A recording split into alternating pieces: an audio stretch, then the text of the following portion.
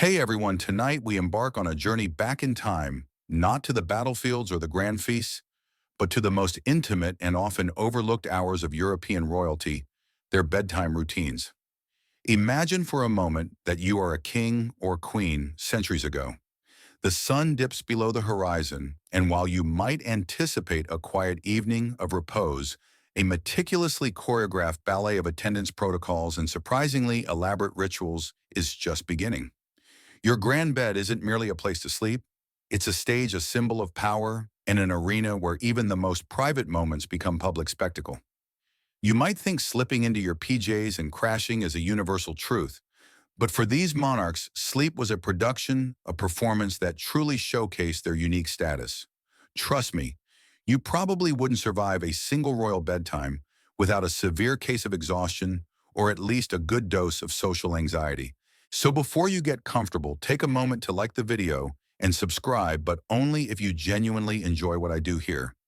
Let me know where you're listening from and what time it is for you right now in the comments below. And be sure to like and follow the channel to continue waiting for the next exciting parts. Now dim the lights, maybe turn on a fan for that soft background hum, and let's ease into tonight's journey together. You've just endured another grueling day of petitions, court intrigue, and perhaps a hunting expedition that left you muddy and mentally drained. The sun, a lazy orange smear on the western horizon, signals the end of your official duties, but for you, the sovereign, the performance is far from over. In fact, you're merely transitioning from one stage to another. You stretch a subtle movement, carefully observed by the ever-present eyes of your courtiers. You don't simply go to bed like a commoner. Oh no. Your entire being, your very existence is a continuous display of power and privilege, and even your descent into slumber is a highly formalized affair. As the dusk deepens, a quiet hum begins to ripple through your vast palace. Candles are lit, casting dancing shadows that transform familiar hallways into mysterious passages. You feel a faint tremor of anticipation, not of rest, but of the impending ritual. You know without needing to be told that the meticulous preparations for your sleep are already in full swing.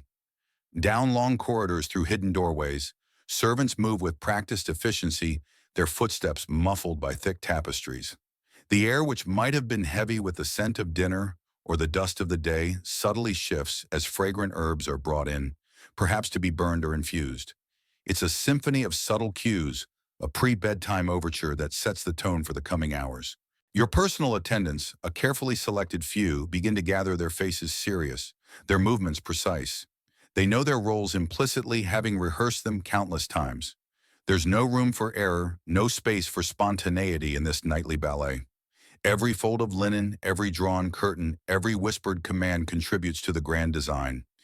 You might catch a glimpse of them through an open door, their hushed activity, a constant reminder that your life, even in its most private moments, is a meticulously crafted machine. You might even suppress a yawn, a small rebellion against the rigid structure that governs your every hour. Historians still argue whether these elaborate bedtime routines were primarily about security hygiene or simply a magnificent display of status. Some posit that the public nature of the couche, for example, served as an undeniable proof of the monarch's continued existence and health, quashing rumors of illness or assassination. Others suggest it was a method of control, ensuring that every aspect of the royal day, even the most personal, was under the watchful eye of the court. What's clear is that these rituals weren't born overnight. They evolved over centuries, each generation adding its own layers of pomp and circumstance, turning a simple act into a complex ceremony. It's like adding sprinkles to an already elaborate cake, then adding gold leaf, then a fireworks display.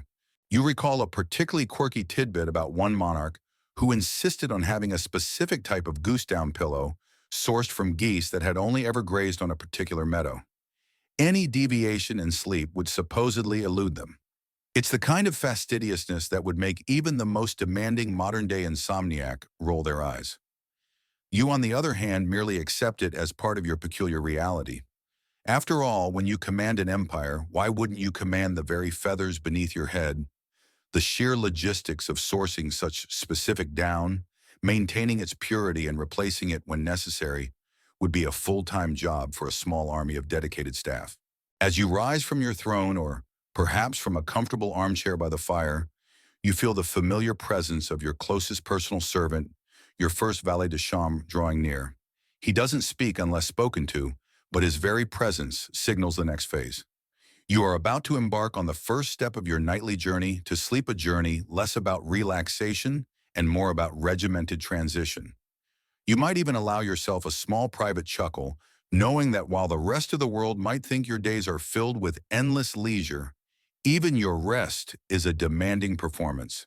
Your first valet, a figure of impeccable discretion and refined taste, now takes center stage. He moves with a silent grace, his gaze already assessing your current attire, mentally preparing for the transformation about to occur. For you, the simple act of changing into your night clothes is far from simple. It's a precise, multi-step process steeped in tradition and governed by unwritten rules as rigid as any parliamentary decree. Your everyday garments, though luxurious, are for the world. Your nightwear is for the sacred space of your private yet still public bedchamber. He gestures almost imperceptibly, and another attendant appears bearing a silver tray laden with various items. Not pajamas as you might imagine them today, but garments designed for comfort, yes, but also for maintaining a certain regal bearing. You might be presented with a long, flowing nightshirt made of the finest linen or silk, perhaps intricately embroidered with your family crest. This isn't just a shirt, it's a statement even in the dimming light of the evening. It's a garment that speaks of wealth of status and of the profound difference between your existence and that of, say, a peasant farmer who might sleep in the same clothes he worked in. The valet carefully unfastens the elaborate buttons or ties of your daywear, his movements so practiced they are almost an extension of your own body. You stand patiently allowing yourself to be undressed, a surprisingly vulnerable act, made entirely impersonal by the formality of the ritual. It's like being a mannequin, albeit a very important living one. He might hand you a warm, soft robe, perhaps lined with fur, for added comfort, which you don before the final unveiling of your nightshirt. This interim garment allows you to maintain modesty while the day's layers are systematically peeled away. You can almost hear the soft rustle of expensive fabrics, the faint click of buckles as your daily armor is dismantled. This ritual of changing clothes wasn't just about comfort. It was a demonstration of your household's efficiency and your own impeccable adherence to courtly standards.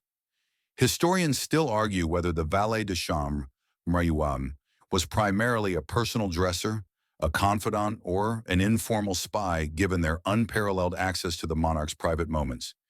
It's a delicate balance of trust and surveillance, where loyalty was paramount and indiscretion could lead to swift and severe consequences. Imagine trying to get a good night's sleep, knowing your closest attendant might also be reporting your every sigh to a rival faction.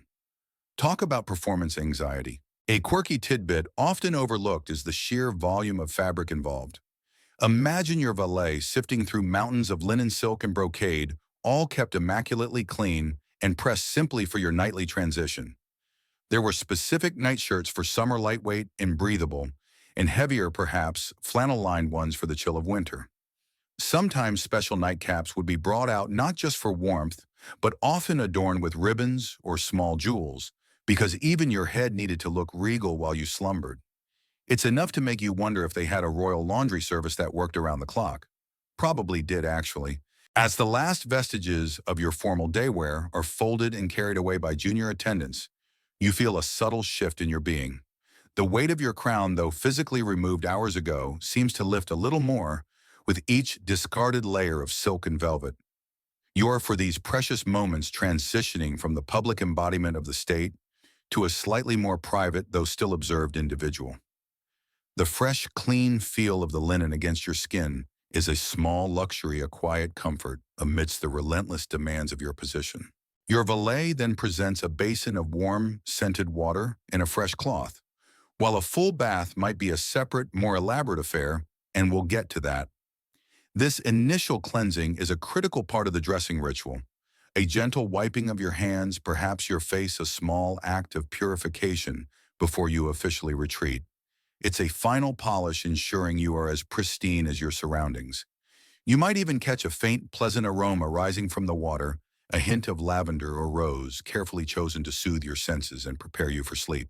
The entire process, from the moment your valet approaches to the final securing of your nightshirt, is performed with an almost religious reverence. There's a soft precision to every movement, a quiet efficiency that speaks volumes about the years of training and dedication these attendants undergo. You are not simply being dressed, you are being prepared, sanctified, even for your journey into the realm of sleep, a journey that for a monarch is never truly solitary. Having shed the layers of your day and donned the pristine comfort of your nightwear, you now face what to modern sensibilities might seem a rather curious part of your routine, the bath. Forget images of claw-footed tubs and endless hot water. Royal hygiene was a nuanced, often misunderstood affair, far more ritualistic than simply getting clean. You step towards a designated area of your chamber, perhaps a screened-off alcove where attendants are already preparing for this intimate, yet still observed cleansing. The tub itself might not be the porcelain marvels we envision. Often it was a large wooden or copper basin, sometimes lined with linen positioned strategically for warmth and privacy. The water, painstakingly heated and carried in buckets, would be poured in, often infused with herbs, flowers, or even precious oils. This wasn't merely about scrubbing away grime. It was about soothing the skin, calming the senses, and imbuing the body with pleasant fragrances. Think less of a quick shower and more of a luxurious aromatic soak designed to relax and prepare you for sleep. You might dip a tentative toe, testing the temperature, a small indulgence in a life of strict protocol. As you settle into the warm, fragrant water, attendants stand by ready to assist. They might gently wash your back, pour scented water over your hair, or offer soft cloths for you to cleanse yourself. It's an interesting paradox. This deeply personal act is performed with an audience, albeit a discreet and professional one. There's no casual splashing or singing in the tub for you. Every movement is deliberate, every action imbued with a sense of purpose. This meticulous attention to detail extended to the very water used. Historians still argue whether the perceived lack of frequent, full-body bathing in some eras was due to actual aversion to water, fear of illness. The miasma theory was strong, or simply the sheer logistical nightmare of heating and transporting enough water for daily baths in massive palaces. It was a production, not a convenience. One particularly quirky tidbit involves the use of specific powders or unguents after the bath. It wasn't uncommon for royals to be lightly powdered with finely ground herbs, scented talcs, or even substances believed to ward off illness or bring good fortune. Some accounts mention using mixtures that included crushed pearls or rare spices, turning the post-bath ritual into a truly opulent experience. Imagine being dusted with a substance worth more than a small village's annual income just to smell fresh before bed. It certainly puts your post-shower moisturizer into perspective. You emerge from the bath feeling refreshed, your skin soft and subtly perfumed. Thick, warm towels, often pre-warmed by the fire, are offered, and you are gently dried by your attendants. This isn't just about hygiene, it's about comfort, about preparing your physical form for the deep rest that awaits.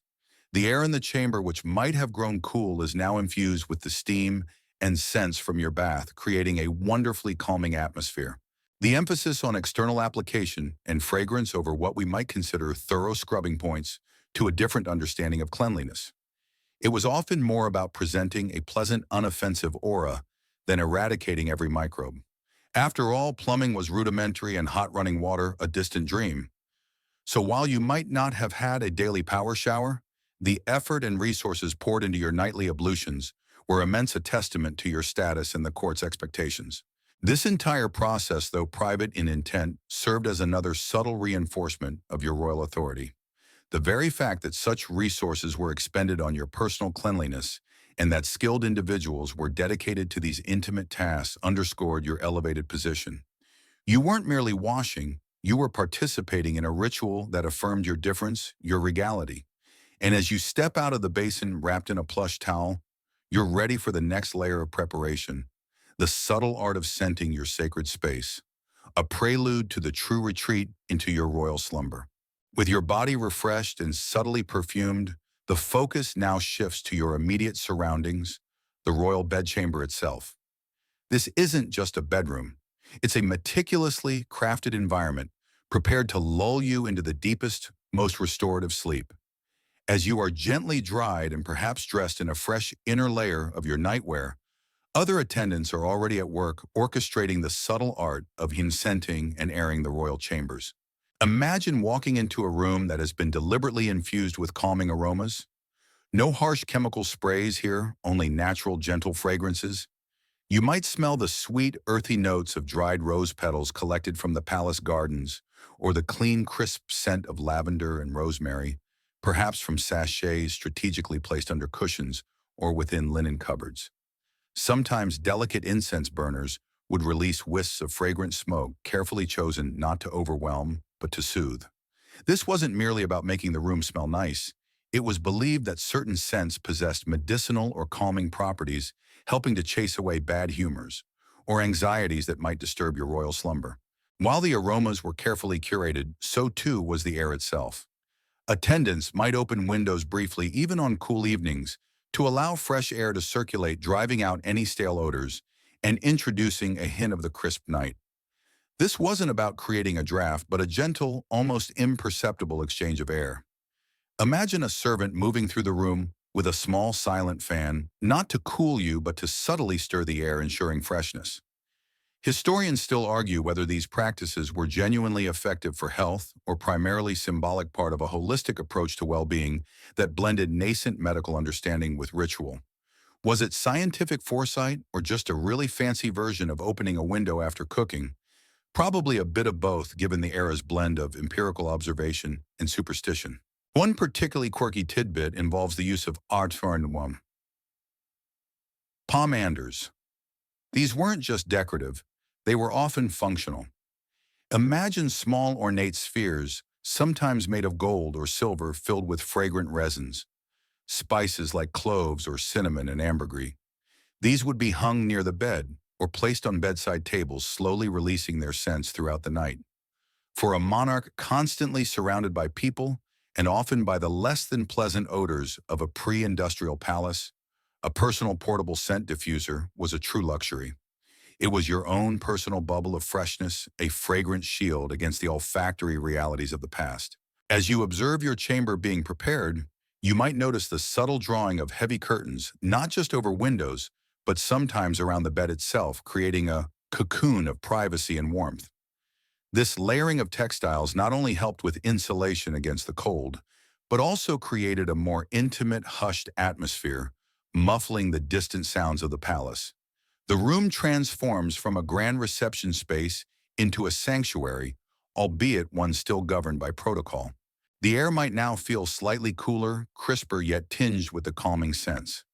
It's an almost imperceptible shift, but one that signals a deeper transition from the public face of royalty to the personal retreat of the individual. Every detail, from the freshness of the air to the specific blend of aromas, is calibrated to ensure your comfort and ultimately your rest. You are being enveloped in an invisible blanket of carefully managed sensory input, preparing your mind and body for the deep sleep demanded by your taxing royal duties. It's a multi-sensory experience designed not just for physical comfort, but for psychological peace. And as the air settles fresh and faintly sweet, you are poised for the next significant step, the transformation of the bed itself into an inviting, sleep-inducing haven. As the air in your chamber settles fresh and subtly scented, your gaze inevitably falls upon the colossal, opulent structure that dominates the room, your bed. But it's more than just a piece of furniture. It's the very heart of your bedchamber, a sacred space that serves a dual purpose. By day, it's a symbol of your power and fertility, often adorned with elaborate carvings, rich fabrics, and your royal cipher, a focal point for the levee and other morning rituals. By night, it transforms into your sanctuary, albeit one still subject to a surprising degree of public scrutiny. You approach it not to immediately collapse into its depths, but to observe its final preparations. The sheer scale of it is often breathtaking. We're not talking about a queen-size mattress from your local furniture store. These were often truly enormous, sometimes wide enough for multiple people, though generally only occupied by the monarch and perhaps a favored spouse. The posts might be intricately carved and gilded, reaching dizzying heights, supporting a canopy of heavy velvet or silk, often embroidered with gold or silver thread. This canopy wasn't just for show. It served to trap warmth in chilly, drafty palaces and to offer a sense of enclosure within the vastness of the room. The bedchamber itself, though ostensibly private, was still a stage. You might recall attending your predecessor's kosher or levee in this very room observing the intricate dance of courtiers vying for proximity and favor.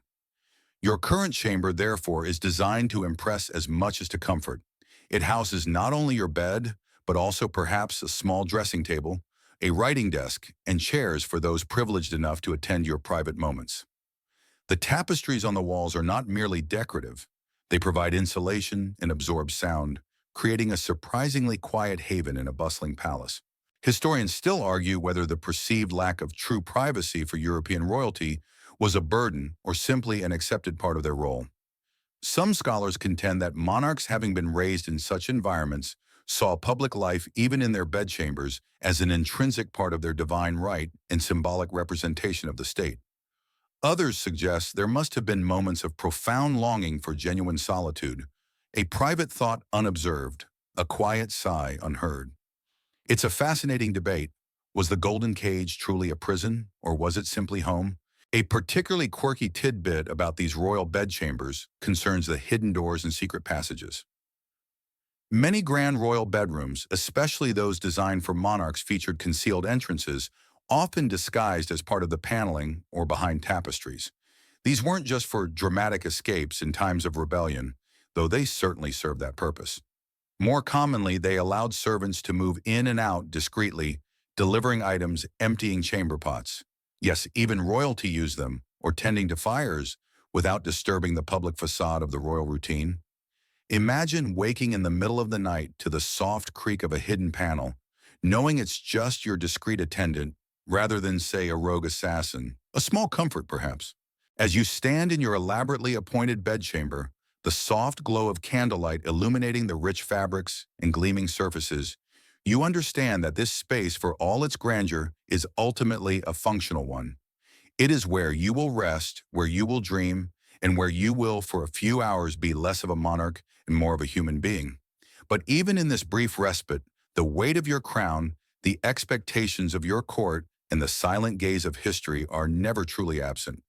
The bed awaiting its final dressing stands as the ultimate promise of temporary respite, a magnificent island in your sea of duty. With your bedchamber meticulously scented and secured the grand centerpiece, your bed now awaits its final intricate transformation. This isn't merely about throwing on some sheets. It's an elaborate performance, a testament to the sheer scale of royal luxury and the meticulous standards of your household. You watch as a team of specialized attendants, often referred to as bedmakers or chamber keepers, approach the immense structure, their movements synchronized, almost balletic.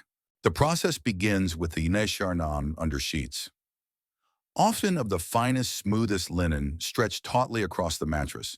And speaking of mattresses, these weren't your typical foam and spring affairs. They were likely massive fabric sacks filled with various materials: straw for the base, wool for warmth, and sometimes for ultimate luxury layers of goose or swan down. Each layer would be smooth, plumped, and perfectly aligned, creating a pristine foundation. It's an interesting thought, isn't it, that the amount of labor just to make a place for you to flop. Next come the way upper sheets, often of an even finer weave, perhaps adorned with delicate lace or your monogram. These are laid with painstaking precision, ensuring no wrinkle or crease mars their pristine surface. Then the blankets. Not just one, but often multiple layers of wool or cashmere, chosen for the season and the desired warmth. Imagine the sheer weight of all that fabric, yet it's draped with such lightness that it promises warmth without stifling. You might even see a servant smoothing the blankets with a specialized tool, or even their own hands, to remove any hint of a bump. But the real showstopper is the arrangement of pillows. Again, not a couple of basic squares. Your royal bed might feature a hierarchy of pillows, firm ones for support, softer ones for comfort, and smaller decorative ones that are purely for show. Each is fluffed, positioned, and angled just so, creating a mountainous landscape of inviting softness. Historians still argue whether the extreme layering of bedding was purely for comfort in unheated castles, or if it also served a symbolic purpose, reinforcing the monarch's supreme status and the layers of protection surrounding them. Perhaps it was just incredibly cold. One quirky tidbit involves the practice of warming the bed. Before you even thought about slipping beneath the covers, a servant might use a long-handled bed warmer, a metal pan filled with hot coals to glide beneath the sheets, chasing away the chill, and leaving behind a wonderfully toasty haven. Imagine the delight of slipping into a bed that's already perfectly warm, a stark contrast to the often frigid air of a vast stone chamber. It's a small luxury, perhaps, but one that speaks volumes about the lengths gone to for royal comfort. As the bed is dressed, you might notice the subtle elegance of the duvet covers or quilts, often made of silk or velvet, embroidered with intricate patterns or heraldic symbols. These aren't just blankets. They are works of art carefully crafted to match the grandeur of the room. The sheer cost and labor involved in producing and maintaining these textiles would be staggering by modern standards. Every thread, every stitch speaks to the immense wealth and power at your command. It's like your bed itself is wearing a ball gown. The final touches might include a small embroidered pillow for your head perhaps, scented with lavender, or a specific type of silk sheet known for its cooling properties in warmer climates. Every detail is considered, every element curated to ensure your utmost comfort, and more importantly, to project an image of unparalleled luxury and order. As the last adjustments are made and the bed stands before you, a masterpiece of comfort and display, you know the stage is set for the next highly public act of your nightly routine. This truly is a bed fit for, well, you. Your bed is now a plush, inviting monument, but before you can claim its soft embrace, there's one more significant hurdle: the Berceau de Grand Couture. This isn't you quietly slipping under the covers after brushing your teeth. This is a public spectacle, a ritualized undressing before an eager, often jostling audience of courtiers. It's the inverse of the morning levee, where you were ceremonially dressed, and it serves a similar purpose to confirm your presence, health, and accessibility even as you prepare for the night. You move from the more private areas of your chamber to a designated spot, perhaps near the foot of your bed, or in front of a specially arranged screen, though not one that fully obscures you.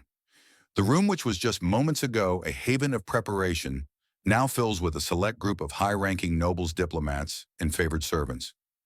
Each person's position in the room is dictated by strict protocol, a silent declaration of their proximity to power. You can feel their eyes on you, a mixture of deference, curiosity, and perhaps a touch of boredom. It's like a VIP event where everyone is watching you take off your socks. Your chief valet, or perhaps a higher-ranking noble acting in that capacity, approaches to assist you. With practiced movements, he begins to remove your outer garments. Perhaps a heavy velvet robe is slipped off your shoulders, revealing a simpler yet still elegant silk dressing gown beneath. Then one by one, layers are shed, perhaps a waistcoat, then a shirt, each item carefully folded and handed to a waiting junior attendant. This isn't a quick process. It's paced, deliberate, allowing ample time for observation and hushed conversation among the onlookers. Historians still argue whether the couture and levee were truly private moments or entirely public performances. Some scholars suggest that while the physical act of dressing and undressing was on display, the monarch's inner thoughts and true privacy remained intact. Others contend that the constant public scrutiny was a profound burden, erasing the line between person and symbol. Imagine having to maintain a regal expression while someone unlaces your stays. It's enough to make anyone yearn for a good old-fashioned changing room. A particularly quirky tidbit revolves around the hierarchy of who was allowed to hand you specific items of clothing, or even who could touch your garments. For instance, only a duke might be permitted to hand you your nightshirt, while a lesser noble might merely hold the basin of water for your hands. This intricate dance of privilege meant that your undressing became a living diagram of the court's social structure, a constant reminder of who stood where in the pecking order. It was like a very slow, very expensive game of musical chairs, but with clothes instead of chairs. As your final daytime garments are removed and you stand in your comfortable night clothes, perhaps a long linen nightshirt, you might offer a nod or a brief, dismissive gesture. This signals the end of the public portion of the kosher. The privileged few who were allowed to witness your undressing now begin to bow and retreat, leaving you with only your most intimate attendants. The air, which moments ago buzzed with quiet anticipation, now settles into a more subdued hum. This ceremony, while seemingly mundane, served as a crucial part of the royal image. It demonstrated transparency, continuity, and reinforced the monarch's physical presence to a court that was always hungry for glimpses of their sovereign. It was a daily reaffirmation of your health and vigor, dispelling rumors and solidifying your authority, even as you prepared for rest. And as the last courtier backs out of the room, you are finally left in the relative peace of your personal chamber, ready for the next phase of your intricate bedtime ritual, the royal nightcap. With the last of the courtiers having retreated from your kusher, leaving behind only your most trusted and intimate attendants, a palpable sense of relief washes over the room. The air which moments ago hummed with the silent tension of public performance now softens, allowing for a more relaxed, though still formal atmosphere. You're ready for the next highly anticipated step in your nightly ritual, the Mount Real nightcap. So, this wasn't just any old drink before bed. It was a carefully chosen concoction believed to possess specific properties to aid your sleep and well-being. A specialized attendant, perhaps your chief cupbearer or a trusted physician, approaches with a tray. On it might be a silver goblet gleaming in the candlelight and a small carafe filled with a liquid that could be anything from spiced wine to a herbal infusion or even something much more exotic. Consider the options: a warm spiced wine often mulled with cloves, cinnamon, and nutmeg, perhaps sweetened with honey. This would have been a popular choice, providing warmth and a mild sedative effect. Or perhaps a tisane, an herbal tea brewed from chamomile, valerian root, or poppy seeds. Ancient sleep aids, their efficacy debated even then, but certainly providing a comforting ritual. Sometimes stronger spirits were offered: a small glass of brandy or a fortified wine believed to settle the stomach or calm the nerves. It's like your personal pre-sleep pharmacy, but with a much fancier presentation. Historians still argue whether these nightcaps were truly effective as sleep aids, or if their primary purpose was psychological, offering a comforting ritual that signaled the end of the day and the transition to rest.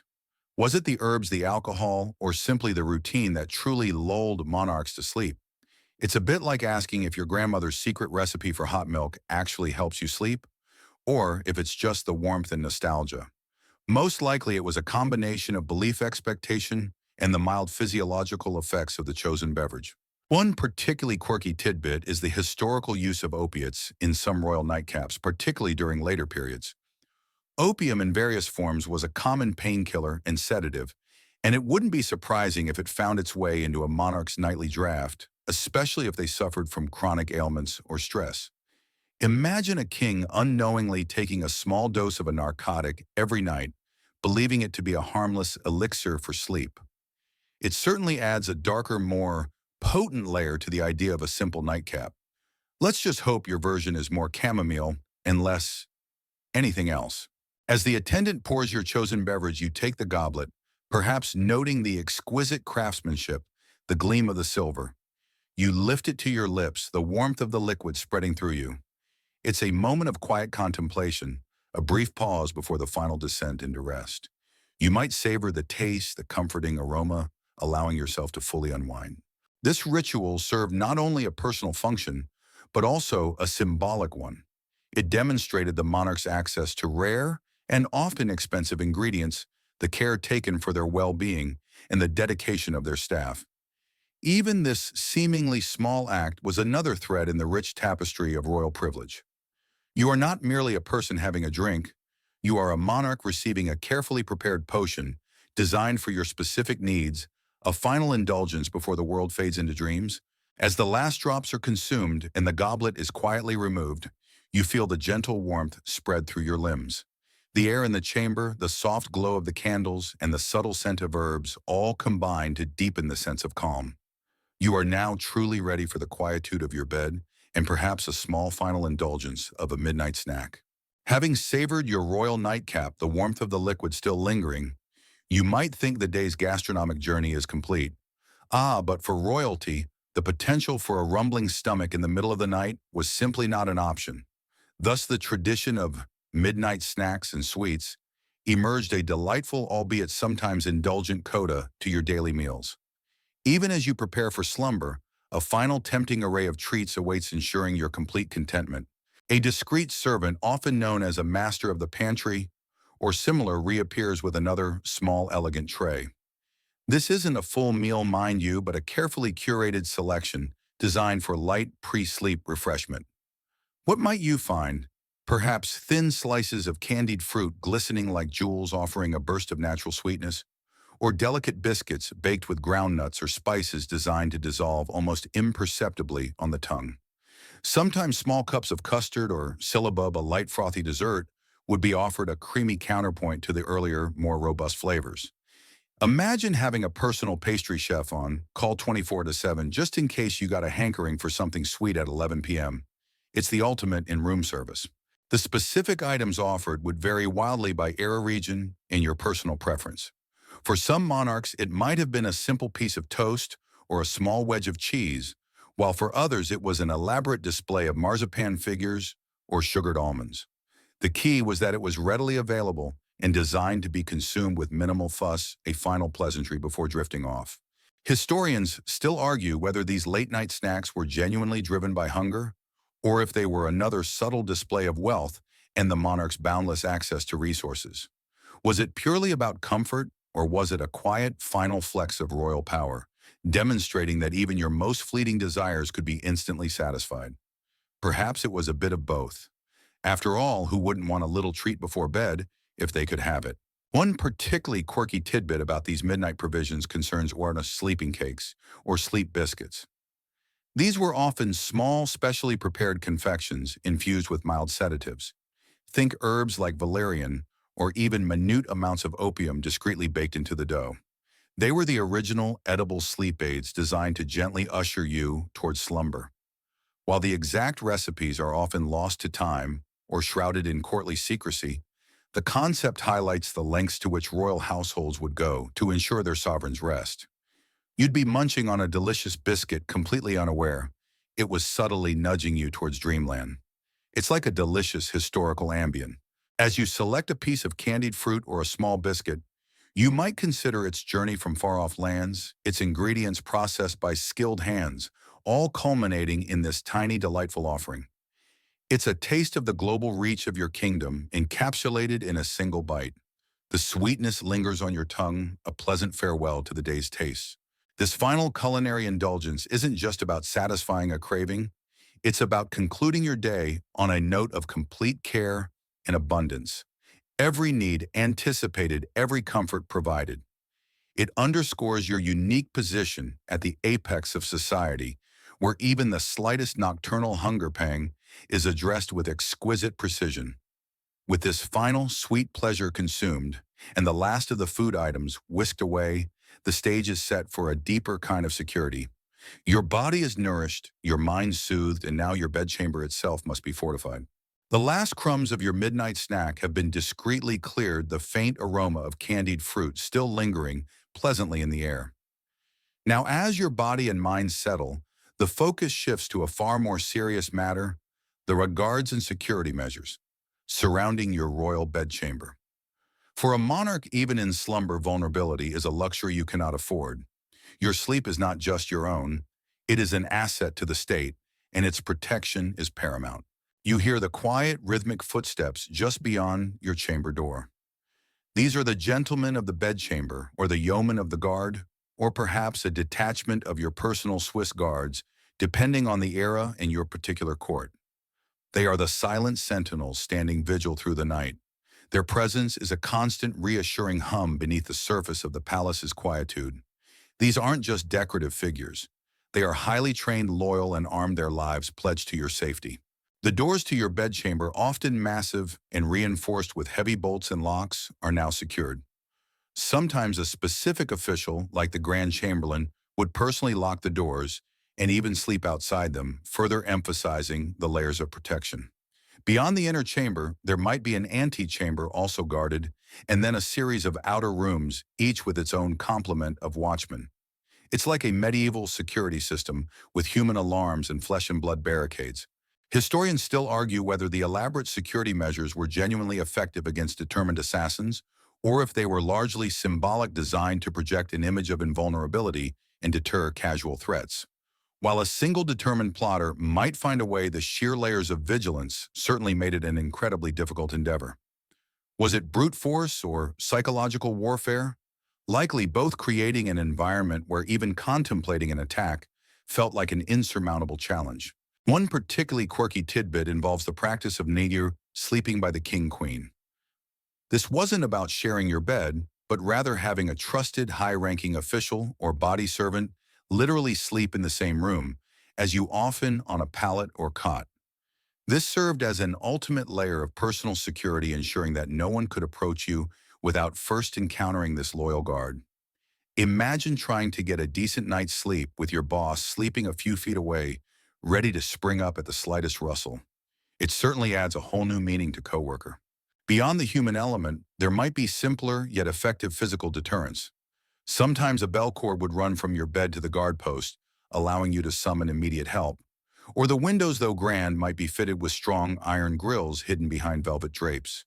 Every potential point of entry, every shadow was considered, and where possible, fortified. You are a valuable asset after all, and you are protected accordingly.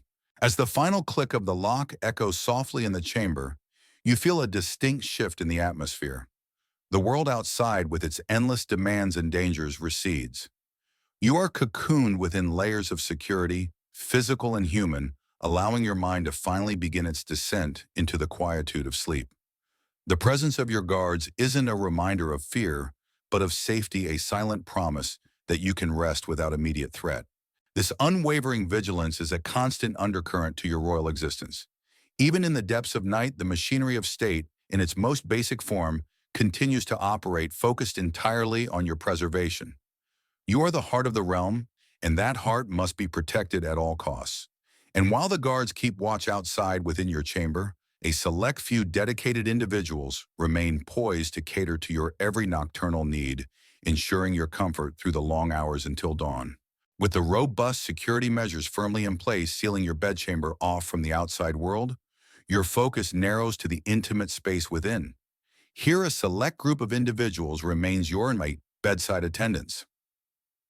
These aren't the guards posted at the door, but highly trusted and discreet personal servants whose sole purpose during these nocturnal hours is to cater to your every whim, anticipate your needs, and ensure your uninterrupted comfort. You can sense their quiet presence in the room, perhaps seated on a stool in a shadowed corner, or standing respectfully near a screen that offers a semblance of privacy. They are like silent ninjas of comfort, trained to respond to the slightest cough, the softest rustle of your sheets. Their dedication is absolute, their vigilance unwavering, even as the rest of the palace drifts into slumber. Imagine having someone on standby all night, every night, just in case you needed a sip of water or an extra pillow. It's the ultimate in personalized service. These attendants, often drawn from noble families or long-serving loyal households, hold positions of immense trust and influence. They know your habits, your preferences, and perhaps even your secret anxieties. Their role requires not just physical presence, but extreme discretion. They are the keepers of your most vulnerable moments, privy to the unguarded sighs and private mutterings of a monarch. Historians still argue whether the presence of these constant attendants truly provided comfort or added another layer of subtle pressure to the monarch's life. While they undoubtedly offered practical assistance, the absence of complete solitude must have been a unique psychological burden. Was there ever a moment when you could truly let your guard down, knowing a watchful eye was always present? It's a fascinating paradox of royal life, surrounded by people, yet perhaps profoundly alone in true privacy. One particularly quirky tidbit concerns the specific training these attendants received. Beyond simply knowing how to fetch water or adjust bedclothes, they were often taught to move almost silently, to anticipate needs before they were voiced, and to interpret subtle nonverbal cues from the monarch. Some even learned specialized breathing techniques to ensure their own quietude through the night. Imagine having to practice stealth walking as part of your job description. It speaks volumes about the meticulous standards of royal service. Should you stir in the night, perhaps feeling a sudden chill, a hand would instantly be there to pull up a blanket. If a thirst arose, a cup of water or a mild infusion would appear as if by magic. Need to visit the chamber pot. No need to stumble in the dark. A discreet attendant would assist, then swiftly and silently remove it. Their goal is to make your transition through the night as seamless and undisturbed as possible, ensuring that nothing, not even a minor discomfort, disrupts your precious rest. Their presence also offered a form of informal intelligence gathering. While not explicit spies, their proximity meant they were acutely aware of the monarch's mood health and any unexpected nocturnal visitors. This information, often relayed to higher-ranking officials, could be invaluable in the intricate web of court politics. So while they were there for your comfort, they were also, by extension, part of the larger machinery of the state. As you finally settle into the softness of your bed, the gentle flicker of a distant nightlight casting long shadows, you are aware of their silent vigilance. It's a comforting thought in a way, knowing that you are cared for, protected, and attended to, even in the depths of your sleep. Their quiet breaths are the only sound in the vast chamber, a subtle reminder that even in your most private moments, you are never truly alone. And it is their presence that allows for the soft, hushed whispers of court intrigue to sometimes penetrate the quiet of your chamber. As you finally settle into the comforting embrace of your bed, the soft luxury of the linens enveloping you, the hushed presence of your bedside attendants almost imperceptible, a different kind of sound begins to filter into your awareness. It's not the sharp clank of a guard's armor or the rustle of a servant's movement, but the faint, almost conspiratorial whispers of court intrigue. Even in the dead of night, the political machinations of your realm never truly cease. Perhaps it's the barely audible murmur of voices from beyond your chamber door, where high-ranking courtiers or trusted advisors might be holding a late-night consultation. They might be discussing urgent dispatches, debating a strategic alliance, or more likely maneuvering for greater power and influence. You might strain your ears, catching a snippet here or there. A name, a veiled reference to a rival, a hushed prediction about the morning's events. It's like living in a reality TV show, but the stakes are kingdoms and the cameras are always on, even when you're trying to count sheep. These late-night discussions often took place in antechambers or private studies adjacent to the royal bedchamber, close enough to the monarch for quick access should a decision be needed, yet theoretically far enough to maintain a semblance of privacy. The knowledge that these vital, often Machiavellian conversations were unfolding just beyond your immediate sight served as a constant reminder of the relentless demands of your position. Even in sleep, the kingdom never truly sleeps. Historians still argue whether monarchs actively encouraged or merely tolerated these late-night political gatherings near their chambers. Some suggest it was a way for sovereigns to maintain control, keeping their fingers on the pulse of court gossip and decision-making even during their rest. Others believe it was an unavoidable consequence of a court system where access to the monarch was paramount and every moment was an opportunity to gain influence. Was it a calculated strategy or simply the chaotic hum of ambition? One particularly quirky tidbit involves the use of wanshanum, listening posts, within the palace architecture. Some royal residences were rumored to have discreet alcoves or thin walls designed to allow trusted individuals, or perhaps the monarch themselves, to eavesdrop on conversations happening in adjacent rooms without being seen. Imagine thinking you're having a secret conversation only for the king or queen to be silently sipping their nightcap just inches away, absorbing every juicy detail. It adds a whole new level of paranoia to court life. You might find yourself drifting in and out of consciousness, the soft rhythm of the whispers becoming part of your dreamscape. A name floats by, perhaps that of a troublesome duke or a trusted advisor whose loyalty you're beginning to question. The murmurs weave themselves into your thoughts, influencing your dreams, reminding you that even in the deepest slumber, the weight of your crown is never entirely lifted. The knowledge that your court, this intricate web of alliances and rivalries, continues its intricate dance even as you rest, is a peculiar blend of reassurance and burden. Reassurance because it signifies that the machinery of state is always turning. Burden because it means true unburdened peace is almost impossible to attain. You are the center of this universe, and everything, even the quiet hum of intrigue, revolves around you. As the whispers eventually fade, replaced by the deeper silence of the sleeping palace, you finally allow yourself to sink into true unconsciousness. But the imprint of those hushed conversations, the echoes of ambition and strategy, linger, a subtle reminder that the moment you awaken, the dance will begin anew. This quiet hum of courtly machinations is often the last thing a monarch hears before sleep claims them, and one of the first things they remember upon waking.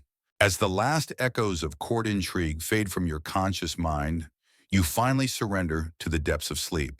But even in this seemingly private realm, your royal consciousness is never entirely at rest. For many monarchs, the night brought a different kind of court, one populated by symbols, anxieties, and prophecies, the world of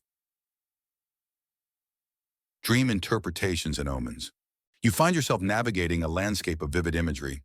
Perhaps you are hunting a majestic stag through an endless forest, or presiding over a grand banquet where faces shift and blur, or even defending your kingdom against an unseen foe.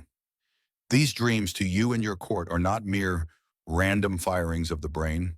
They are messages, portents, whispered warnings, or blessings from higher powers, or even echoes of your own subconscious anxieties about the state of your realm. It's like having a nightly unsolicited psychic reading, but the symbols are often incredibly confusing. In your era, dreams held significant weight. Royal courts often employed dream interpreters, seers, or even trusted confessors who were skilled in unraveling the intricate tapestry of nocturnal visions.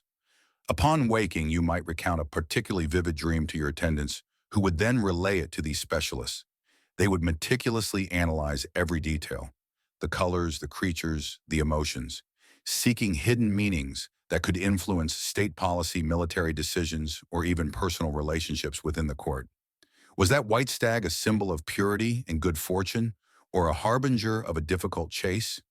Historians still argue whether these interpretations were genuinely believed by monarchs or if they were a tool for political manipulation, allowing advisors to present their own agendas, clothed in divine or prophetic authority. A convenient way to receive a message that just happens to align with your pre-existing plans, perhaps. One particularly quirky tidbit about royal dream lore involves specific actions taken based on dream omens. There are accounts of monarchs postponing journeys, canceling treaties, or even changing battle plans because of a particularly disturbing dream. Imagine waking up and deciding to halt an entire army because you dreamt of a broken sword. It speaks to a profound belief in the interconnectedness of the spiritual and earthly realms and the power of the subconscious to reveal hidden truths. Sometimes these dreams led to odd rituals, like a king bearing a specific charm after a nightmare, or a queen wearing a certain amulet to ward off further ill omens. You might wake suddenly from a dream, your heart pounding, a specific image seared into your mind. A crumbling crown perhaps, or a stormy sea, or a loyal subject turning their back. The interpretation could be immediate. Is your reign in peril? Is an uprising brewing? Is someone close to you disloyal? The weight of these potential omens would add another layer to your already heavy responsibilities, turning your private subconscious into a public concern. The dreams you have are often a direct reflection of your waking anxieties. The constant pressure of governance, the looming threat of war, the fickle loyalties of your courtiers, all find their way into the symbolic language of your sleep.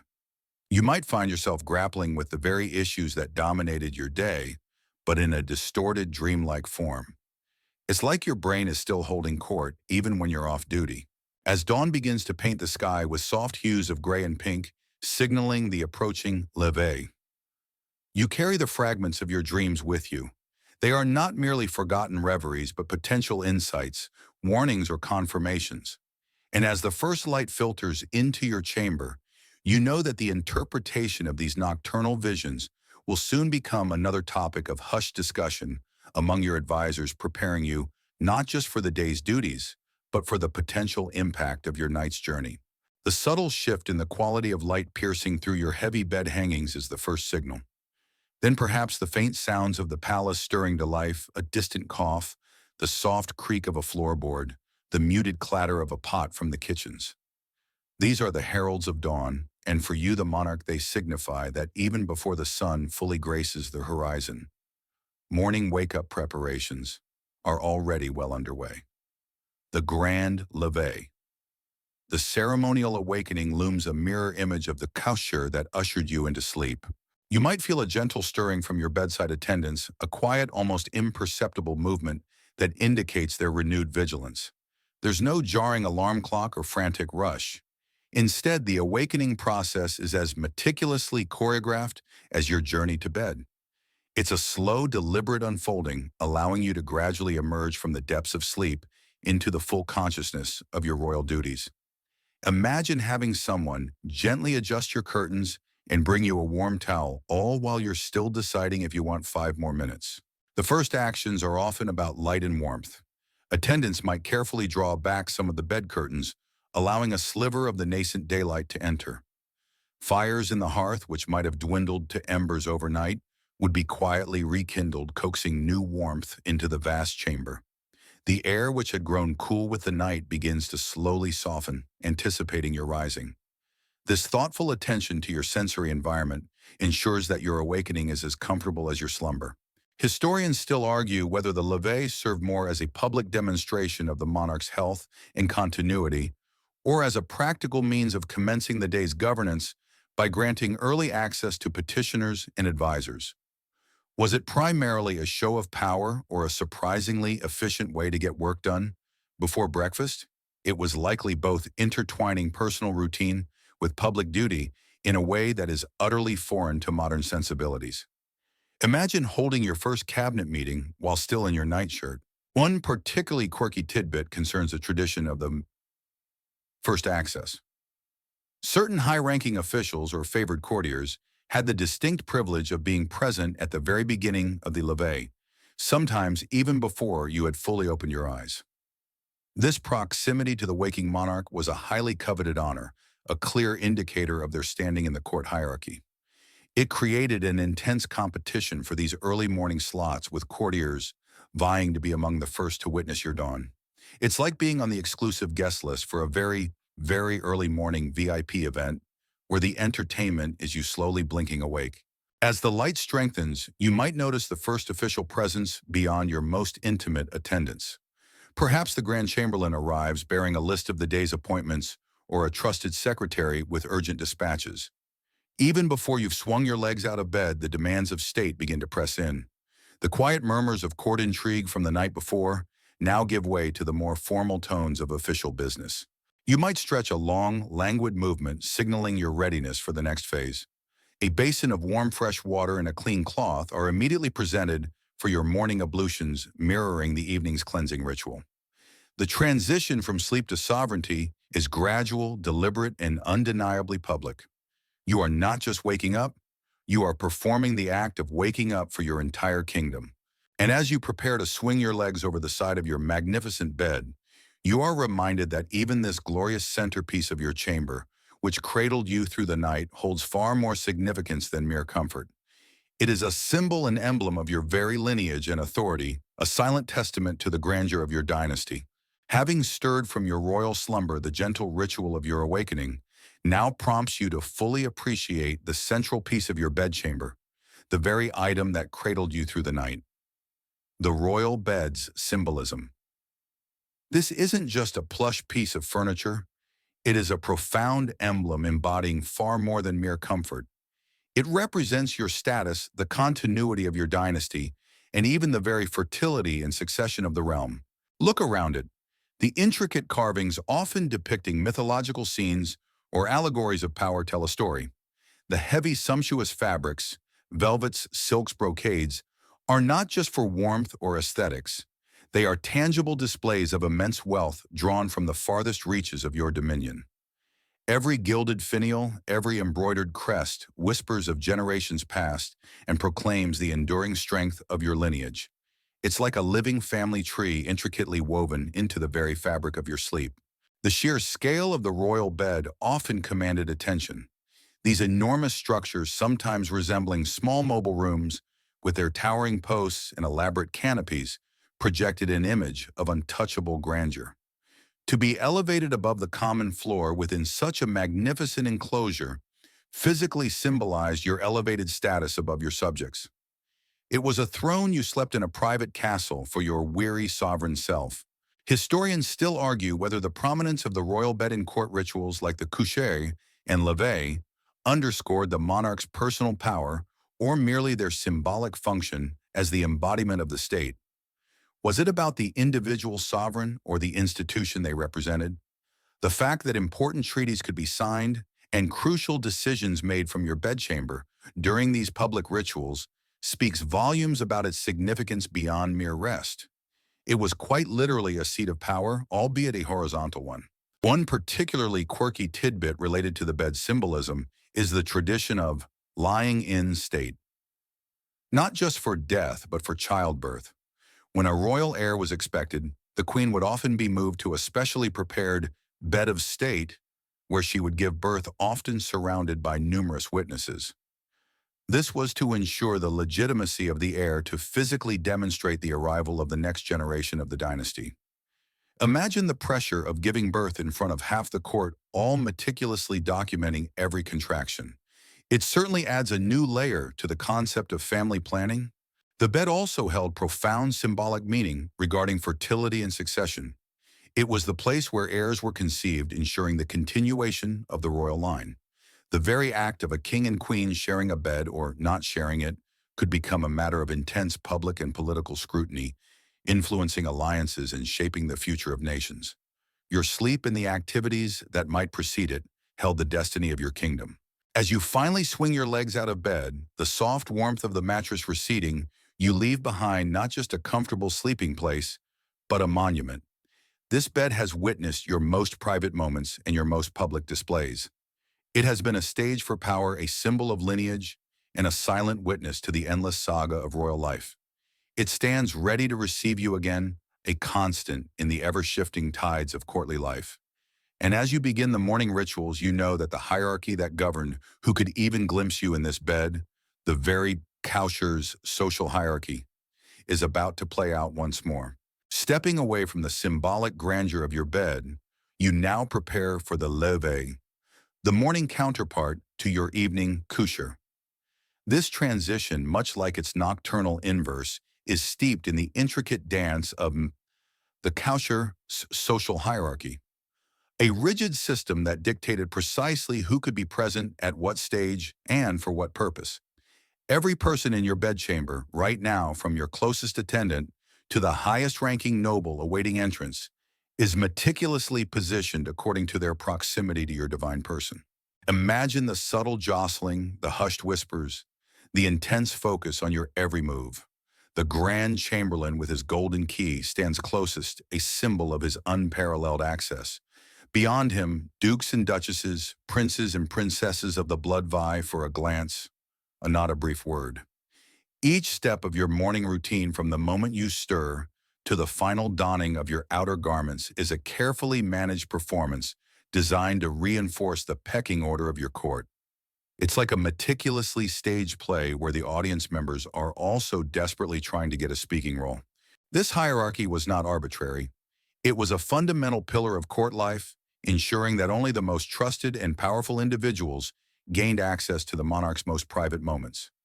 To be allowed into your bedchamber for the leve, even in its earliest stages, was a profound honor, a public declaration of one's favor and influence. Conversely, exclusion from these rituals was a clear signal of diminished standing, a political demotion that could have far-reaching consequences. Historians still argue whether the elaborate and often absurdly detailed hierarchy surrounding the royal person was a brilliant system for managing a vast court or an inefficient, suffocating bureaucracy. Did it effectively centralize power and prevent challenges, or did it simply breed resentment and petty rivalries among those constantly striving for closer proximity to the sun king or queen? Perhaps it was both a necessary evil in an age of absolute monarchy. One particularly quirky tidbit involves the specific items of clothing and who was deemed worthy to present them. For instance, only a prince of the blood might be allowed to hand you your shirt, while a lesser noble might merely assist with your breeches. There are even accounts of arguments, sometimes violent, breaking out over who had the right to perform a particular task during the levee or coucher. Imagine a noble duel fought over the privilege of handing you your stockings. It highlights the extreme lengths to which courtiers would go for even the most fleeting sign of royal favor.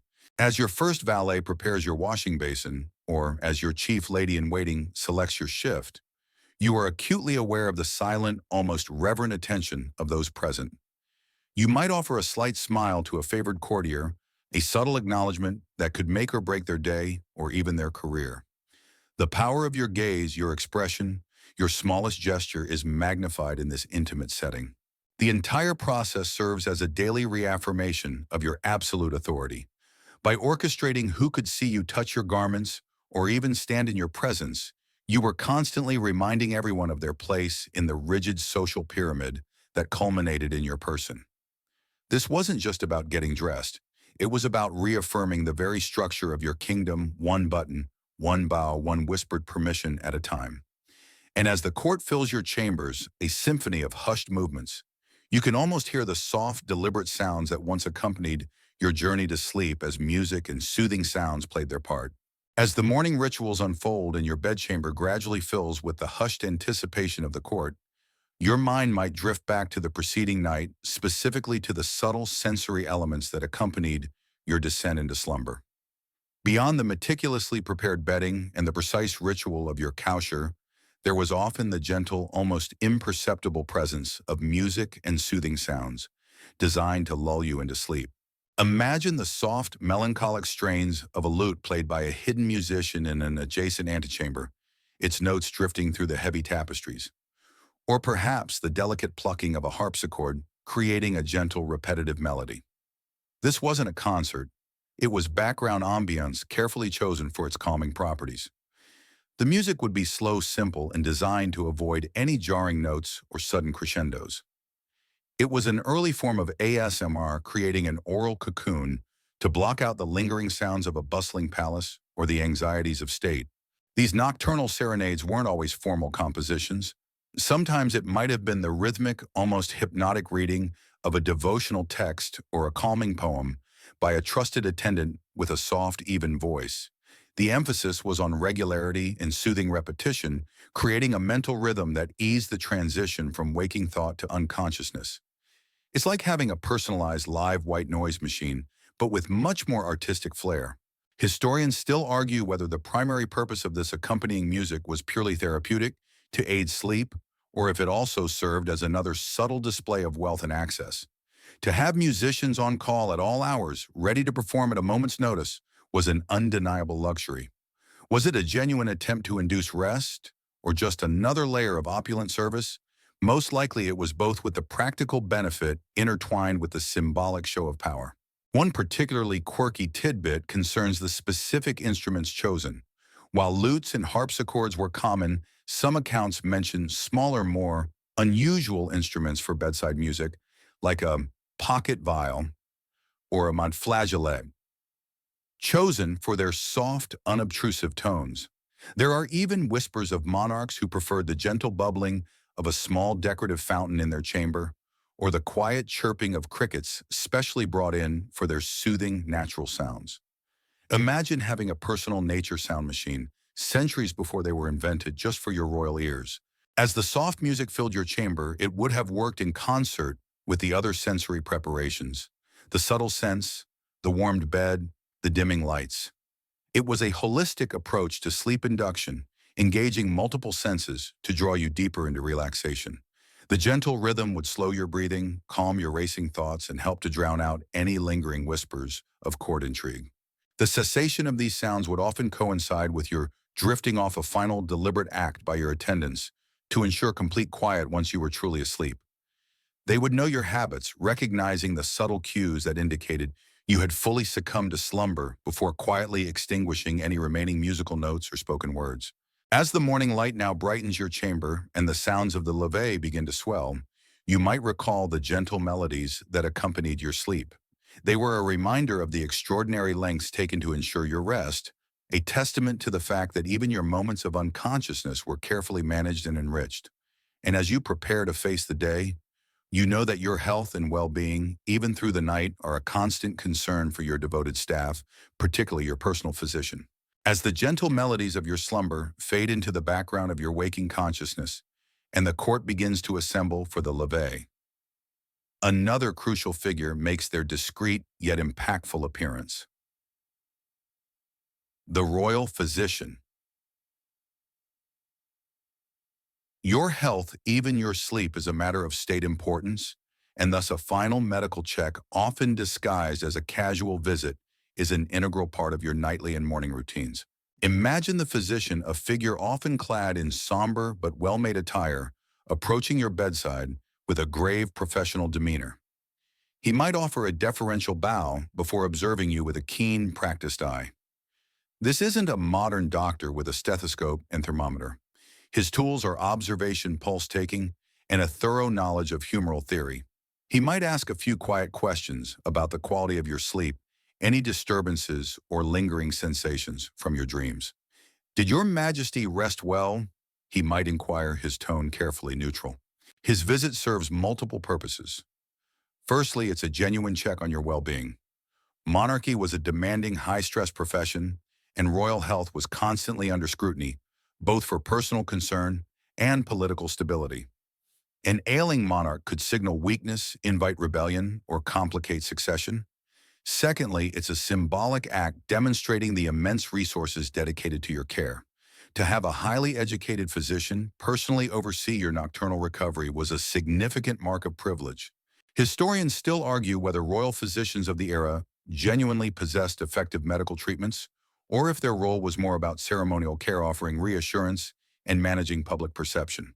While some had empirical knowledge, many treatments were based on outdated theories of humors, bloodletting, and bizarre remedies.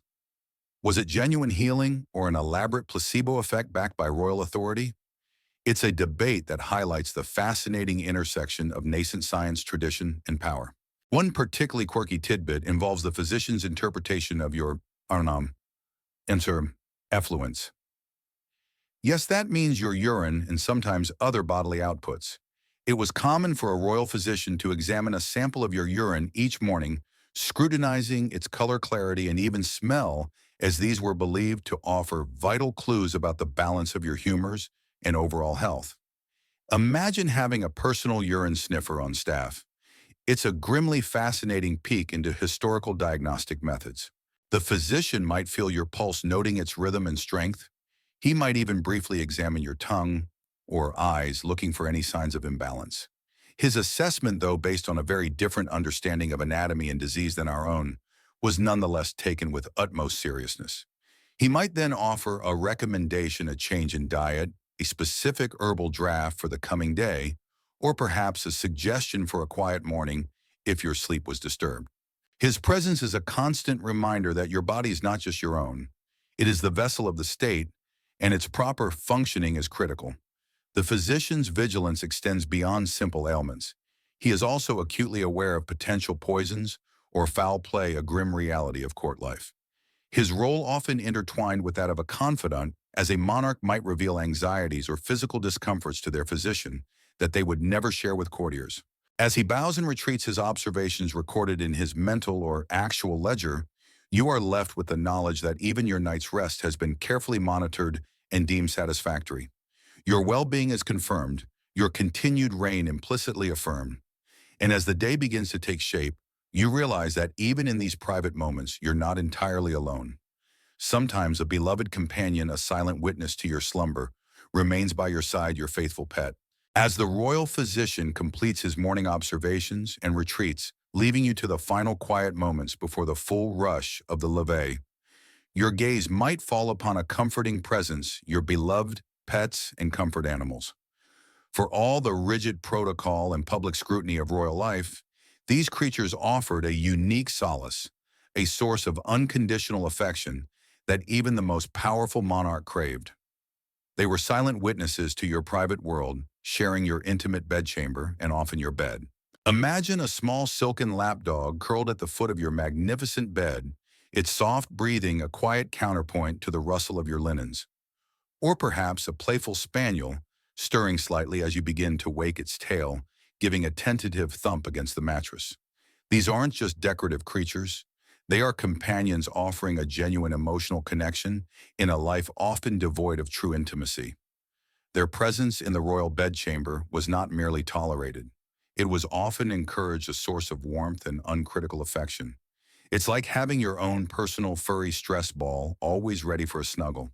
The types of pets varied widely by monarch and era. While small dogs were immensely popular, think pampered pugs, delicate spaniels, or tiny terriers, some royals had more unusual bedfellows.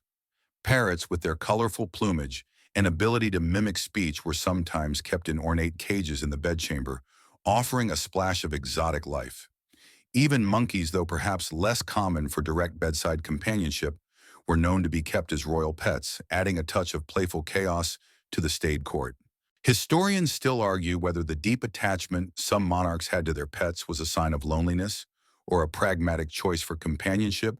in a world where human relationships were often fraught with political calculations. Did these animals truly offer emotional succor? Or were they simply another luxurious accessory, a living testament to the monarch's ability to indulge every whim? Given the frequent betrayals and political maneuvering, it's easy to see why a loyal dog might have been preferred over a scheming duke. One particularly quirky tidbit concerns the elaborate care these royal pets received. They weren't simply fed scraps. They often had their own dedicated attendants, ate special diets sometimes, including gourmet meats or even wine, and were adorned with miniature collars studded with jewels. There are even accounts of royal pets having their own tiny velvet-lined beds or being carried around the palace on silken cushions. Imagine a dog with a personal valet and a diamond-encrusted leash. It highlights the extreme lengths to which royalty would go to pamper their beloved animal companions. As you begin to sit up, your hand might instinctively reach out to stroke the soft fur of your sleeping companion. The gentle purr of a cat or the soft nudge of a dog's nose offers a moment of unadulterated comfort, a brief respite from the demanding performance of sovereignty. They are the silent witnesses to your vulnerabilities, your unguarded moments, and they offer a loyal presence that asks for nothing in return but affection. The presence of pets in the royal bedchamber also served as a subtle layer of security. A dog, even a small one, could alert the monarch to an intruder long before human guards might notice. Their sharp senses and protective instincts offered an additional, if informal, line of defense in a world where threats were ever present. As the sounds of the levee grow louder beyond your chamber, signaling the imminent arrival of your court, your faithful companion might stir, perhaps offering a soft yawn or a stretch. They are ready to face the day with you, a constant source of comfort and loyalty. And as you prepare to fully re-engage with your royal duties, your mind might recall the quietude of the night, perhaps finding solace in the thoughts gleaned from your extensive library, a final intellectual indulgence before sleep. As the palace begins its slow, deliberate awakening, and your furry companion stretches at your feet, your thoughts might drift back to the preceding moments before you truly surrendered to sleep. Beyond the physical comforts and the subtle sounds, there was often a final intellectual indulgence, a quiet ritual of reflection found within the royal library's influence. For many monarchs, the pursuit of knowledge and quiet contemplation was as vital as any physical preparation for rest. Imagine a trusted attendant, perhaps your personal librarian, or a scholarly courtier presenting a selection of texts to your bedside. This wasn't a frivolous romance novel, though some monarchs certainly indulged. More likely, it was a work of philosophy, a historical account of a past reign, a religious treatise, or even a treatise on military strategy. The books themselves would be exquisitely bound, often hand-illuminated, and chosen specifically to engage your mind in a calming, yet stimulating way. It's like having a personal curated audiobook playlist, but with infinitely more historical gravitas. This pre-sleep reading served multiple purposes. It offered a quiet escape from the day's pressures, allowing your mind to wander through different eras and ideas. It was a form of mental decompression, a way to shift from the practical demands of governance to the more abstract realms of thought. For a ruler, continuous learning was often seen as a duty, a way to hone wisdom and decision-making skills. Historians still argue whether the perceived intellectual prowess of some monarchs was genuinely a result of their private study, or if it was largely a carefully cultivated image. Did these nightly readings truly shape their policies, or were they more a symbol of cultured refinement? While some rulers were undoubtedly scholars, the public display of their intellectual pursuits certainly added to their regal mystique. It's a bit like wondering if a CEO's late-night emails are truly productive or just for show. One particularly quirky tidbit about royal libraries involved not just their contents but their construction. Some monarchs had secret studies or cabinet rooms hidden within their bedchambers or adjacent apartments, accessible only to them and their most trusted confidants. These spaces, often filled with rare books, maps, and scientific instruments, offered a truly private sanctuary for intellectual pursuits far from the prying eyes of the court. Imagine having your own personal bat cave, but instead of gadgets, it's filled with ancient manuscripts and a comfy reading chair. As you hold the heavy volume, feeling the texture of the vellum pages, you might read a few passages, allowing the words to wash over you. Perhaps a passage about stoicism, reminding you of the virtue of calm in the face of adversity, or a historical anecdote about a monarch who faced a similar political dilemma? The act of reading itself, the soft turning of pages, the gentle focus, acts as a bridge between the active day and the quiet contemplation of sleep. This final intellectual engagement wasn't just about passive consumption. It was often about active reflection. You might ponder a particular argument, a historical parallel, or a philosophical concept, allowing it to gently occupy your mind as you drifted off. It was a way to enrich your inner world even as your outer world was preparing for its nocturnal pause. As the candle flickers and your eyelids grow heavy, the book might gently slide from your grasp to be quietly retrieved by an attendant. The knowledge contained within those pages, however briefly encountered, has contributed to the complex tapestry of your being, adding another layer to your already rich experience of the world. And as the thoughts from your reading recede, a more fundamental spiritual aspect of your night often takes precedence, the quiet ritual of prayer and spiritual reflection. As the intellectual currents from your nightly reading gently recede, and the last of the day's practical preparations are complete, your focus often shifts to a deeper, more profound aspect of your being, the quiet ritual of the prayer and spiritual reflection. For many European monarchs, faith was not merely a public duty, but a deeply personal anchor, and the moments before sleep offered a precious opportunity for private communion with the divine. Imagine yourself kneeling beside your magnificent bed, or perhaps seated in a richly appointed prayer niche built into your chamber wall. The flickering candlelight illuminates a crucifix, an icon, or a devotional text. You might clasp your hands together, your head bowed, the weight of your crown momentarily lifted by the weight of your faith. This is a moment of profound humility amidst overwhelming grandeur, a reminder that even a king or queen kneels before a higher power. It's a stark contrast to the public spectacle of your day, a moment of unadorned soul-searching. The prayers would vary, perhaps entreaties for the well-being of your kingdom, for guidance in difficult decisions, for protection against enemies, or for the salvation of your own soul. You might recite traditional liturgical prayers or offer spontaneous supplications from the heart. The silence of the chamber, now truly profound, would amplify the sincerity of your devotion, allowing your thoughts to rise unimpeded. Historians still argue whether the outward piety of monarchs was always genuine, or if it was sometimes a strategic performance to legitimize their rule and maintain social order. While political expediency certainly played a role, many accounts suggest a deep personal faith that truly shaped their worldview and decisions. Was it devotion or duty? For many, it was likely an inseparable blend of both, a bedrock upon which their rule was founded. One particularly quirky tidbit involves the use of personal relics in royal bedchambers. It wasn't uncommon for monarchs to possess a small private collection of sacred relics, perhaps a splinter of the true cross, a lock of a saint's hair, or a bone fragment, encased in an ornate reliquary. These would be placed on a bedside table or altar, offering a tangible connection to the divine during private prayers, a very personal source of spiritual comfort and intercession. Imagine having a piece of biblical history just chilling on your nightstand. It certainly adds a layer of spiritual intimacy to your sleeping arrangements. As you conclude your prayers, a sense of calm and release washes over you. The anxieties of the day, the burdens of governance are temporarily surrendered, placed in the hands of providence. You might spend a few more moments in silent reflection, contemplating your actions, seeking forgiveness, or simply basking in a sense of spiritual peace. This moment of introspection allows for a recentering, a realignment of your inner compass before you drift into unconsciousness. The act of prayer, performed nightly, served as a powerful personal anchor in a tumultuous world. It provided solace, guidance, and a sense of purpose that transcended the temporal demands of your reign. It was a private conversation, a moment where your true self, stripped of its royal trappings, could commune with the divine. And as you rise from your knees, a quiet serenity in your heart, you prepare for the final physical surrender to sleep.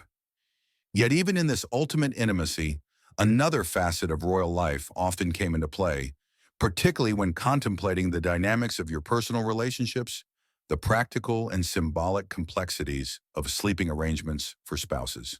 Having concluded your private spiritual reflections, the final preparations for your descent into sleep bring a subtle shift in your personal space, particularly if you are a married monarch. The question over sleeping arrangements for spouses was rarely a simple matter of personal preference. It was a complex interplay of politics, tradition, personal relationships, and even courtly expectations. Your bed, magnificent as it is, might be shared or it might stand alone. Imagine the different scenarios. For some royal couples, particularly those with a strong personal bond and a desire for privacy, sharing the same grand bed would have been the norm. The immense size of many royal beds certainly accommodated two people comfortably, allowing for the intimacy of a shared slumber. This arrangement would symbolize unity, affection, and the continuation of the dynastic line, especially if heirs were still to be produced.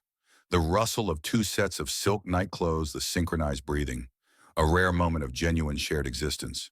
However, for many other royal couples, separate sleeping chambers, or at least separate beds within a shared chamber, were quite common. This could be due to a variety of reasons: differing sleep habits, one, a snorer, the other, a light sleeper, the need for individual privacy in a constantly observed life, or simply the political realities of an arranged marriage where personal affection might be absent. A monarch might retreat to their own bedchamber, leaving their spouse in a separate, albeit equally grand apartment elsewhere in the palace. It's like a royal version of a sleep divorce, but for political reasons. Historians still argue whether the prevalence of separate royal bedchambers reflected a lack of conjugal intimacy or merely practical considerations within vast, often drafty palaces and complex court protocols. Was it a sign of a troubled marriage or simply a sensible arrangement for two powerful individuals with demanding schedules? The answer likely varies from couple to couple, making broad generalizations difficult. One particularly quirky tidbit involves the phenomenon of the Mesham, Woodinum, of the bed of justice. This wasn't a place for sleep, but a symbolic, highly ceremonial royal bed upon which the King of France would recline, or rather sit with his legs outstretched, during a specific parliamentary session to assert his supreme judicial authority over the Parliament of Paris. This unique use of a bed as a throne underscored the monarch's ultimate power, intertwining the symbol of intimate repose with the ultimate display of absolute rule. Imagine your bed being wheeled into a courtroom to declare your legal supremacy. It certainly gives new meaning to the term power nap. If you shared a bed, the presence of your spouse would be integrated into the elaborate bedtime routine. Their nightcap might be served alongside yours, their undressing, assisted by their own attendants, occurring simultaneously or in a prearranged sequence. The shared space would still be subject to the overarching rituals of the court, but with the added layer of a personal relationship playing out within the ceremonial framework. Conversely, if separate, your attendants would escort you to your bedchamber and your spouse to theirs. This physical separation might emphasize the distinct spheres of influence within the royal family, even as they remain united in their public roles.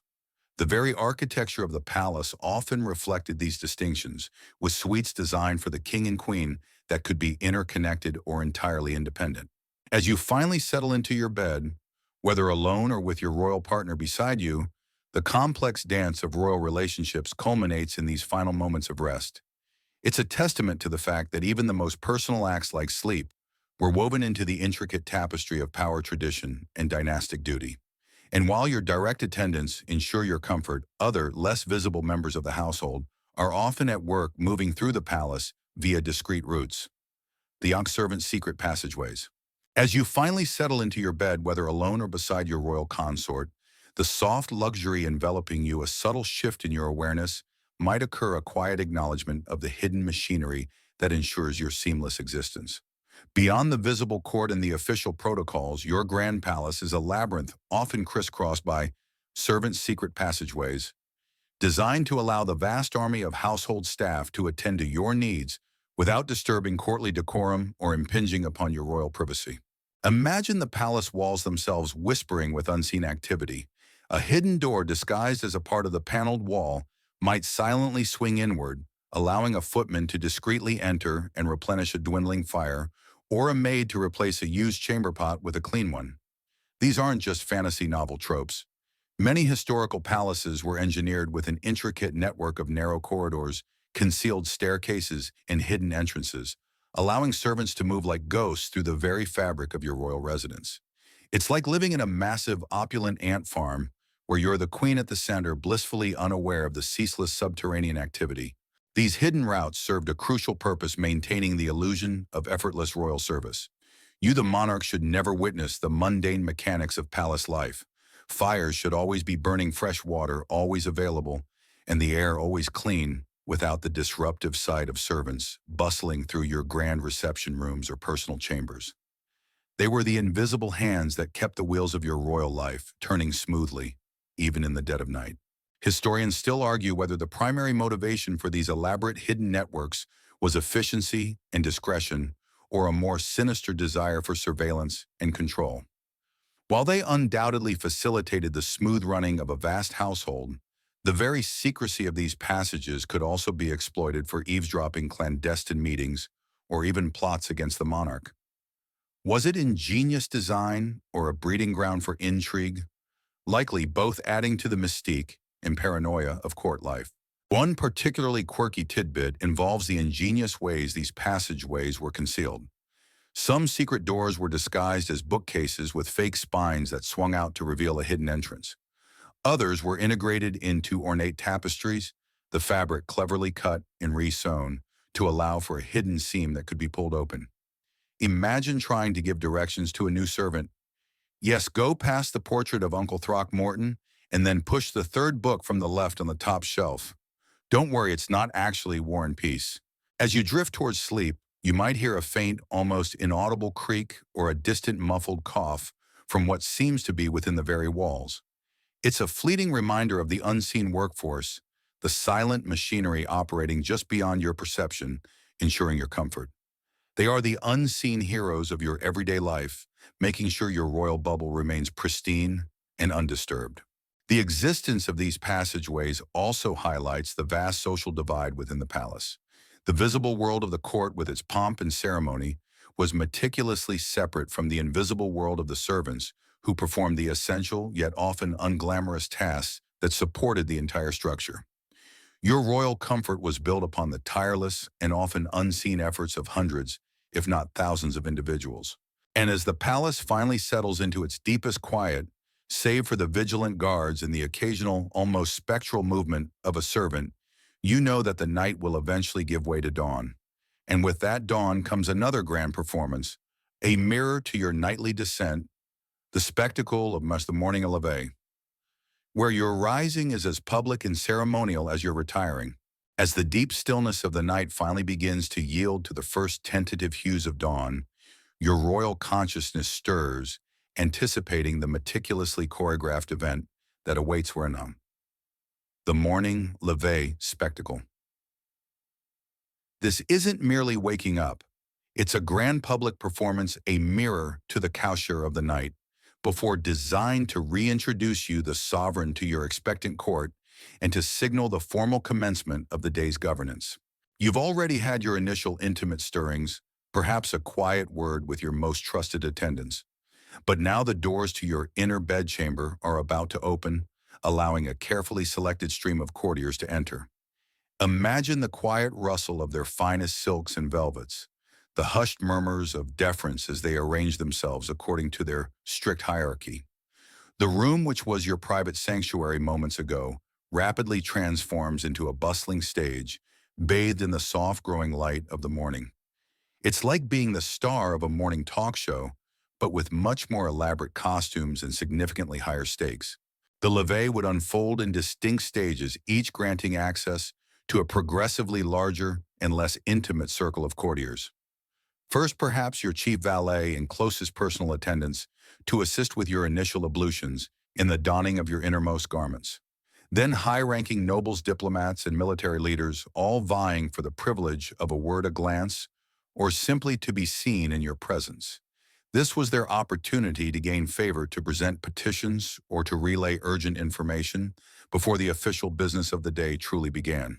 Historians still argue whether the levee was primarily a ceremonial display of royal power and accessibility, or a highly practical system for managing the monarch's time and communicating with their court. Was it an elaborate piece of theater, or a remarkably efficient, if bizarre, form of morning meeting? It was likely both, intertwining ritual with necessity, making every aspect of the monarch's life a functional part of governance. One particularly quirky tidbit involves the practice of your first and second entries.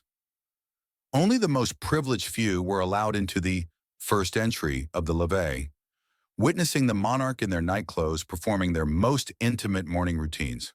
The second entry would admit a slightly larger, though still exclusive group, once the monarch was partially dressed. This meticulous control over who saw what and when was a powerful tool for indicating favor and solidifying social rank within the court. Imagine the gossip and speculation that would follow if someone was unexpectedly promoted or demoted from one entry to another, as your attendants assist you with washing your hands in a silver basin, or as you receive a fresh shirt, you are acutely aware of the dozens of eyes fixed upon you. You might offer a brief regal nod to a minister, signaling approval of a document they discreetly present, or a cold, dismissive glance to a courtier who has recently fallen out of favor. Every gesture, every expression is loaded with meaning and carefully analyzed by those present. The sounds of the chamber grow the quiet scraping of chairs being moved into position, the soft rustle of documents, the hushed whispers of courtiers exchanging news. The air fills with the scents of pomades, fresh linen, and the lingering aroma of the rekindled fire. You are transforming not just from sleep to wakefulness, but from private person to public sovereign, ready to embody the state for another day. This spectacle, this highly visible beginning to your day, reinforced your authority and confirmed your physical presence to a kingdom always eager for a glimpse of its ruler. It underscored the fact that even your most personal acts were inextricably linked to the well-being of the realm. And as you prepare to fully don your formal attire, ready to step out and face the challenges of your reign, you might briefly recall the less glamorous struggle of some of your predecessors, the often bizarre and desperate attempts at royal insomnia remedies. Having completed the elaborate spectacle of your levee, stepping fully into your role as sovereign for the day, your mind might occasionally drift to the nights that were less than serene. For all the elaborate bedtime rituals and careful preparations, sleep didn't always come easy, even for royalty. The immense pressures of governance, constant intrigue, and the very real dangers of assassination often led to nights of restlessness and anxiety, prompting the pursuit of often bizarre and desperate royal insomnia remedies. Imagine the despair of a monarch lying awake in their opulent bed, the very symbol of comfort, now a source of torment. The elaborate routines, the soothing music, the calming nightcaps, none of them working. What would one do? The solutions range from the surprisingly sensible to the utterly fantastical, reflecting the limited medical understanding of the era. You might have heard tales of previous monarchs resorting to extreme measures. Some would demand complete and utter silence so profound that even the palace guard's breathing was considered too loud. Others might walk for hours through their private gardens in the dead of night, hoping exhaustion would finally claim them. Some favored warm baths, lingered in for hours, hoping the consistent heat would relax them into unconsciousness. It's like trying every trick in the book, only the book is centuries old and written by people who thought leeches were a good idea.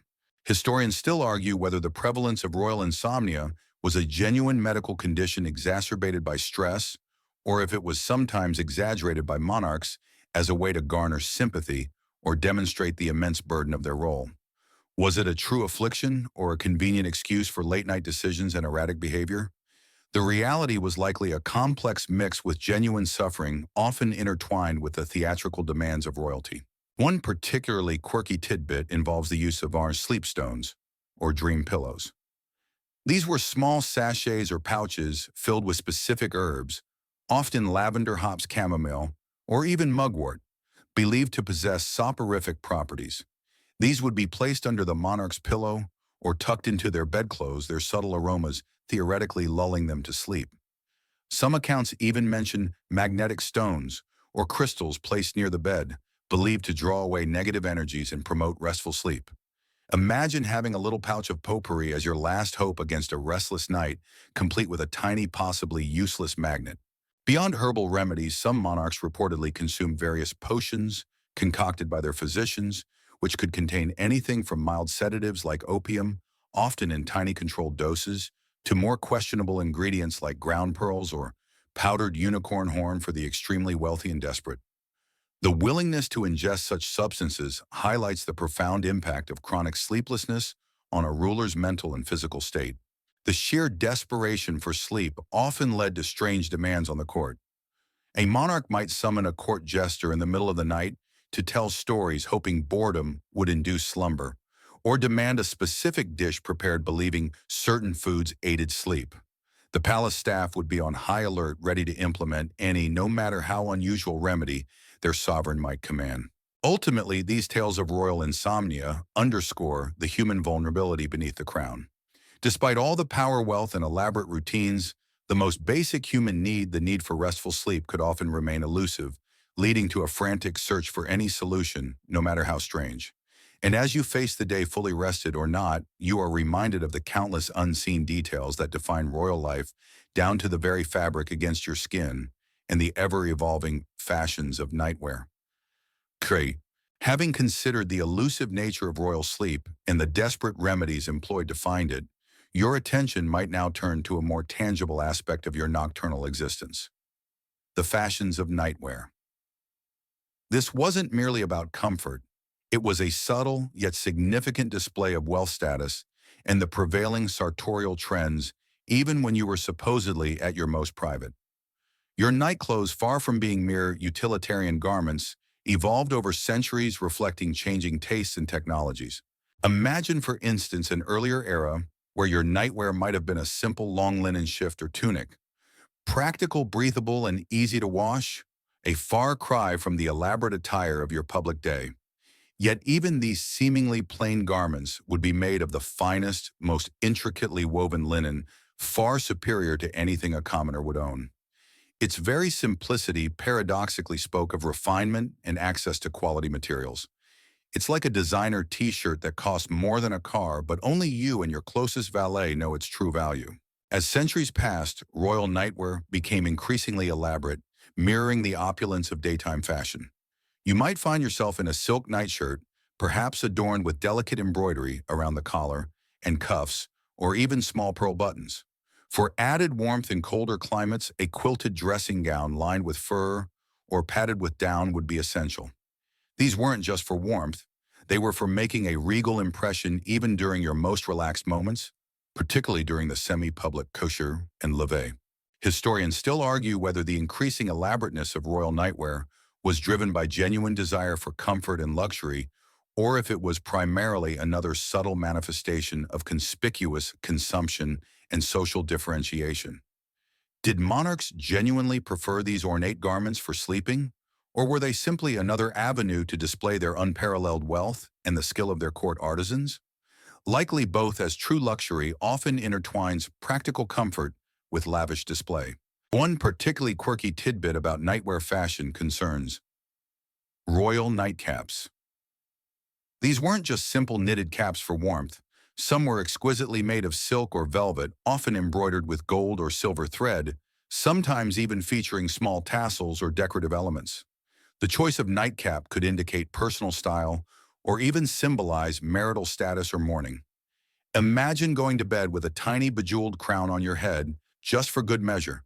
It certainly puts the modern concept of bedhead into a whole new, much more stylish light. For women, the nightgown evolved from a simple chemise to more structured garments, sometimes with wide sleeves and intricate lace trim.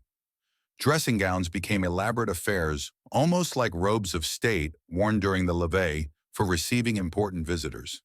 These garments were not simply thrown on, they were part of a carefully considered wardrobe that spanned all hours of the royal day and night.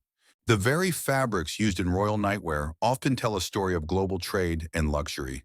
Silk from China, fine linen from Flanders, wool from England. These materials brought from distant lands underscored the vast economic reach of your kingdom. Even in your most vulnerable state, your attire was a testament to your power and influence. As you consider the trajectory of royal fashion, even in its most intimate form, you realize that your life in every aspect is a performance, a carefully constructed image of power and privilege. And this meticulous attention to detail extended far beyond the confines of your permanent palaces. When you, the monarch, traveled, an entirely new logistical challenge arose: how to maintain these elaborate routines, including your wardrobe on the road, leading to the fascinating adaptations of traveling royalty's routines. Having considered the evolution of royal nightwear within the fixed grandeur of your palace, Your mind now contemplates a significantly more complex logistical challenge: how to maintain these elaborate, highly ritualized routines when you, the monarch, are traveling. The king or queen did not simply pack a bag for a trip. An entire movable court, including the very elements of your private bedtime, had to be recreated wherever you laid your royal head. Imagine the sheer scale of it. When you embarked on a progress through your realm or journeyed to a diplomatic meeting in another country, an immense baggage train would accompany you. This wasn't just your wardrobe, it included portable versions of your bedchamber's essentials. Your bed, or at least its most crucial components, the disassembled frame, the precious mattresses, the fine linens, would be carefully packed and transported. Your silver washing basins, your personal collection of scented pomanders, even your preferred chamber pots would travel with you. It's like moving an entire luxury hotel suite complete with staff every time you decided to visit Aunt Mildred. The goal was to replicate the comfort, security, and ritual of your permanent residences as closely as possible, no matter how humble the inn or how temporary the encampment. This meant that the designated room for your overnight stay had to be meticulously prepared. Curtains would be hung to create a sense of familiarity and privacy, even if the building was entirely new to you. Portable screens might be erected to delineate areas for your coucher and levee. Historians still argue whether the immense resources poured into maintaining these elaborate routines on the road were primarily a display of power and wealth or a practical necessity for the monarch's comfort and well-being. Was it an extravagant show for the local populace or a genuine attempt to create stability for a ruler, constantly exposed to new environments and potential threats? Most likely it was a strategic combination of both impressing the commoners while providing a crucial sense of continuity for the sovereign. One particularly quirky tidbit involves the ingenious design of portable royal beds, or traveling bedsteads. These were often elaborate creations designed to be disassembled and reassembled with surprising speed and efficiency. Some even featured built-in compartments for storing linens or personal items, making them highly functional. Imagine a piece of furniture that's both a royal bed and a giant, luxurious Lego set. This engineering marvel ensured that no matter where you stopped, your familiar sleeping sanctuary could be recreated with minimal fuss. Even the staffing adapted. While your core personal attendants would always accompany you, local servants at your destination would be temporarily integrated into your household, trained quickly in the specifics of your bedtime rituals. They would be expected to understand the nuances of the coucher, the precise method of warming your bed, and the silent vigilance required throughout the night. It was a massive logistical feat demanding coordination and absolute discretion from hundreds of individuals. The very act of maintaining these complex routines on the move sent a powerful message: your authority and status were immutable, unbound by geography. You brought the essence of your court with you, transforming any temporary dwelling into an extension of your royal palace. It underscored your absolute command not just over your people, but over the very environment itself. As you reflect on these nomadic versions of your bedtime, you realize the enduring desire for consistency and control even in the face of constant movement. It's a testament to the fact that even for a monarch, a sense of routine provided comfort and stability in an unpredictable world. This constant adaptation, however, slowly began to give way to a subtle yet profound shift in royal life itself: the changing nature of privacy. Having contemplated the profound historical shift in royal privacy, your mind now turns to the lasting impact of these elaborate nightly rituals. The legacy of royal bedtime extends far beyond the confines of dusty palace chambers, influencing later generations, shaping modern perceptions of luxury, and even subtly impacting our own routines. These historical practices, once a daily reality for monarchs, have left an indelible mark on culture and society. Imagine how the sheer opulence of a monarch's bedchamber, once a carefully guarded secret, would eventually inspire design trends. The multi-layered bedding, the ornate canopies, the sumptuous fabrics, these elements trickled down through society, influencing the aspirations of the aristocracy, then the wealthy bourgeoisie, and eventually even finding echoes in modern bedroom aesthetics. While you won't find a bed-warming pan in every home today, the desire for a plush, comfortable, and aesthetically pleasing bed owes a quiet debt to these royal precedents. It's like your bedtime routine inadvertently became a trendsetter for centuries to come. The very concept of good sleep hygiene has roots in these historical routines. While their methods were often unscientific, the emphasis on a calm environment, specific dietary choices like the nightcap and midnight snack, and even rudimentary forms of sleep aids like herbal pillows reflects an ancient understanding that preparation is key to restful slumber. Though devoid of scientific backing, the intention to create a conducive environment for sleep was very much present. Historians still argue whether the enduring fascination with royal daily life, particularly intimate routines, is a sign of universal human curiosity or a romanticized view of power and privilege. Do we find these details compelling because they offer a glimpse behind the curtain of absolute authority, or simply because they're so utterly removed from our own experiences? Perhaps it's a bit of both, a blend of historical voyeurism and an appreciation for a lost world of elaborate custom. One particularly quirky tidbit about the legacy of royal bedtime involves the enduring myth of the royal test of comfort. Legends abound of princesses and sometimes princes who could feel a single pea beneath 20 mattresses or who could not sleep if a single thread was out of place in their silken sheets. While clearly exaggerated for folklore, these tales underscore the perceived extreme sensitivity and refined preferences associated with royalty, suggesting a level of pampered luxury that went far beyond mere opulence. Imagine a sleep consultant today trying to diagnose P sensitivity as a legitimate sleep disorder. The symbolic power of the bed, as discussed earlier, also endures. Even today, the marital bed holds significant cultural meaning, and the idea of a deathbed carries profound weight. These concepts, though, evolved to echo the historical significance of the royal bed as a place of birth, procreation, power, and final repose. It was the stage for life's most intimate and momentous events. The shift towards greater royal privacy, which began in earnest centuries after your time, ultimately contributed to the modern image of royalty. No longer constantly on display, contemporary monarchs cultivate a more distant, yet still revered persona. This gradual retreat from public undressing and ceremonial awakenings allowed for a different kind of mystique, one that relies more on carefully managed public appearances rather than continuous, intimate exposure. As you reflect on how your daily existence, particularly your journey to and from sleep, has subtly influenced the world around you, you realize the enduring impact of even the most personal royal routines.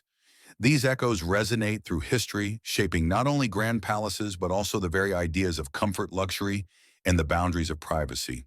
And now, as the historical journey concludes, you feel yourself gently drifting into royal sleep, enveloped in the quiet calm of the present moment. As the grand tapestry of European royal bedtime routines unspools section by section, leaving behind a rich tableau of history and ritual, you feel your own senses beginning to soften, your consciousness gently blurring at the edges. The opulent bedchamber, once a stage for elaborate performance, now simply cradles you in its vast quietude. The lingering sense of lavender and warm linen, the faint memory of a distant lute's melody, the comforting hum of vigilance just beyond your walls all contribute to a profound sense of peace. You feel yourself truly drifting into royal sleep. The historical journey culminating in this serene personal conclusion. The weighty velvet hangings around your bed seem to draw closer, creating a soft, protective cocoon. The last slivers of candlelight from the nightstand flicker, and then with an almost imperceptible breath of your attendant, finally extinguish. The room plunges into a rich, velvety darkness, broken only by the faintest glimmer from a carefully placed nightlight, casting long dancing shadows that seem to stretch and recede with your own slow, steady breathing. You are no longer observing history. You are inhabiting it, experiencing the deep, luxurious quiet that only a truly protected sovereign could know. The anxieties of your day, the whispers of intrigue, the burdens of your crown, all begin to recede, dissolving into the gathering mists of unconsciousness.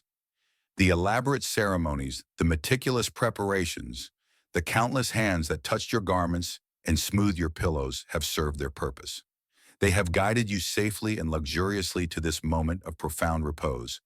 There is a sense of inevitability, a gentle surrender to the restorative power of sleep, earned through a day of demanding duty. The memory of the bustling court, the demands of the levee. The very public nature of your life now seems distant, almost dreamlike. Here in the heart of your bed, enveloped in warmth and silence, you are for these precious hours simply a human being. The vastness of the palace, the weight of your kingdom, all shrink to the confines of this perfectly prepared space. It is a moment of profound quiet, a respite from the relentless performance of royalty. You might hear the almost imperceptible rustle of your soft, finest linen sheets as you instinctively settle deeper into the feather-filled mattress, finding that perfect comfortable spot. The subtle scents from the refreshed chamber linger, a final calming lullaby for your senses. There's a soft sigh, perhaps your own, as the last vestiges of wakefulness ebb away. The air once filled with the imagined sounds of history now breathes with only the quiet, steady rhythm of your own restful sleep. You are safe, you are cared for, you are at last at peace. And so the curtains of history gently close on this unique glimpse into the elaborate nights of European royalty. May your own rest be as deep as peaceful and as utterly undisturbed. Sweet dreams.